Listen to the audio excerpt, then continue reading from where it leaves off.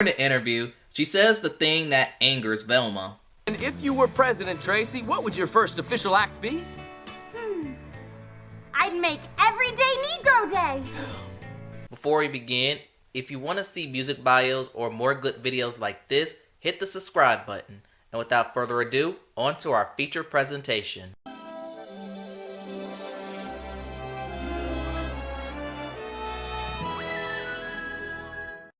This movie takes place in Baltimore, 1962. We meet our protagonist, Tracy Turnblad, and it's not even 2 minutes into the movie, we get a musical number. Woke up today, feeling the way I ought. As she's getting engaged with the musical number, we get some questionable scenes in Baltimore, like rats dancing around the city, encountering a serial flasher, and a bum on a ballroom stool. Telling me about Baltimore makes me not want to go to the city. But while she cuts into a dance number, she misses the school bus and has to take a garbage truck to the school. As the school day goes by, she waits to the end of the day so she can rush home to watch her favorite show, The Corny Collins Show.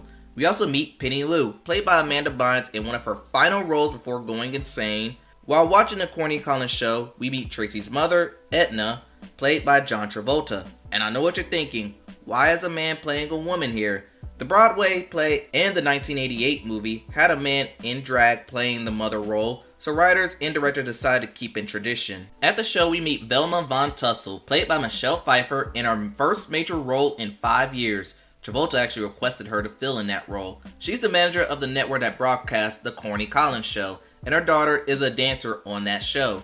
She makes sure her daughter is one of the main dancers of The Corny Collins Show. Once a month, The Corny Collins Show have Negro Day to showcase only Negro dancers, headlined by Motormouth Maybelle, played by the legendary Queen Latifah. During one of the Corny Collins broadcasts, Tracy learns that there's an opening at the Corny Collins Show as one of their dancers is disappearing for 9 months. Is she pregnant? But Tracy wants to audition against Edna's wishes. Edna doesn't want her to get hurt since Tracy is a plus-sized woman. She thinks I'm being mean, but I'm not. Those TV people, they don't pick people like Tracy or girls like us. They're gonna hurt her, Wilbur. But her dad encouraged Tracy to go for her dreams. At the auditions, Velma rejects Tracy for her size and her support for integration. Back at school, she gets caught by the teacher for cutting class and gets sent into detention. At detention, there's nothing but black people there. Are they trying to say all black people are bad? But in detention, we meet Seaweed. He is Maybelle's son and is played by Elijah Kelly. In detention, they're getting funky, and while getting on the good foot, another corny dancer named Link Larkin, played by High School Musical heartthrob Zac Efron, spots Tracy dancing and feels like she's perfect for the show. Tracy gets the googly-eyed effect for Link. Cue another musical number as she fantasizes over him, even with some questionable lines. Link and I are French kissing. Listen, I can hear. Corny Collins is hosting a record hop, or sock hop, or whatever it's called at the time.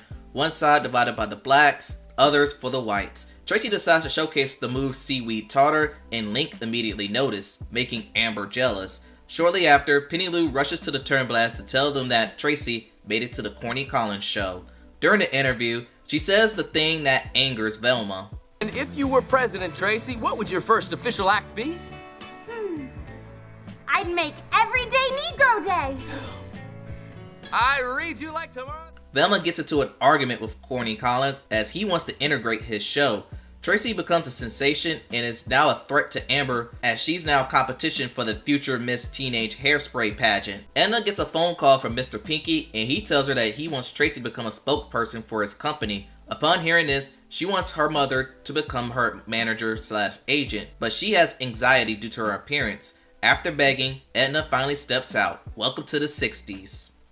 They go to Mr. Pinky's department and they both get makeovers. But back in detention, Link finally gets a scene of what goes down in detention.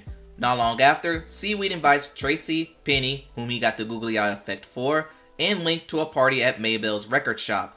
Amber decides to call Edna in an effort to bust Tracy at Maybelle's. Anyway, I'm calling because I have some information about your daughter's whereabouts. What? Right now, as we speak, your daughter has entered a hotbed of moral turpentine. She pulls up, and Tracy was about to get into serious trouble, but when Maybelle shows her some of Southern's favorite, Edna keeps silent. But at the party, she tells her party that Negro Day has been canceled by Velma. Tracy gets the idea to hold a protest march, which Maybelle co-signs, but Edna doesn't approve as it'll give Tracy negative publicity. If you protest, you'll be on lists. You'll be on files. J. Edgar Hoover will be still wiretapping your cold dead body in the grave. Oh, Mother. Tracy offers Link to join them, but he turns it down. He got a performing spot on Miss Teen Hairspray and doesn't want to jeopardize that. Velma arrives at the Turnblad's shop and she decides to seduce Wilbur, and this is a plot to get Tracy removed from the show. But Edna catches them and is devastated. Later that night, he tries to explain what happens, but she doesn't want to hear it. But he does some convincing and then some, and it works as he tells her that she's timeless to me. You're timeless to me. The next morning, Tracy sneaks out to protest the network's decision. It's a gutsy decision for Tracy. During the protest, they are encountered by the police. Tracy unintentionally hits a cop with her protest sign and is now a wanted woman. Tracy hides out at Penny's air raid shelter, but gets busted by her Bible-beating mother. Said mother then ties Penny to her bed as punishment, but shortly after, Seaweed sneaks in to free Penny and they share a kiss. I really hope her mother didn't see that. Link goes to the Turnblads and tells them that he regrets not attending the protest, and that's when Link sings about how he feels. See, I'm in love with you, no matter what you weigh, 'cause without love. The next day is the Miss Teenage Hairspray pageant, and security is extra tight as they don't want Tracy nowhere near the pageant. But in the meantime, Velma is cheating to help her daughter win. Seaweed and his boys, with the help of Wilbur, create a diversion to get Tracy in. The police use a battering hairspray ram as Seaweed's boys lock the police out. Turns out Tracy was hiding in said hairspray can, and the police winded up helping her get in anyway. Tracy breaks in the last minute to showcase her moves. Link then invites little Inez Stubb, Seaweed's little sister, to dance. Seaweed then brings Penny on the set and they kiss on live television. Yikes. At the end of the pageant, thanks to a surge of last minute voting, little Inez Stubb wins Miss Teen Hairspray. Shortly after, Corny Collins announced that his show is forever integrated. After losing, Amber talks to her mother. She's fine with it, but Velma is distraught and tells her daughter that she switched the votes to rig her victory. And that's when Edna and Wilbur catches her confession on live television. And not have lost because I switched the damn tallies. Small, Miss Krabby, you're on candy camera. As a result, Velma is fired from her position, and for the final dance, Edna takes the floor to stunt on Velma. Corny Collins invites Maybelle to do her thing, and the pageant becomes a celebration for the future, and they all live happily ever after. And I'm trying to end this on a joke, but I guess I can't do that. Guess you can't stop the beat? Maybe?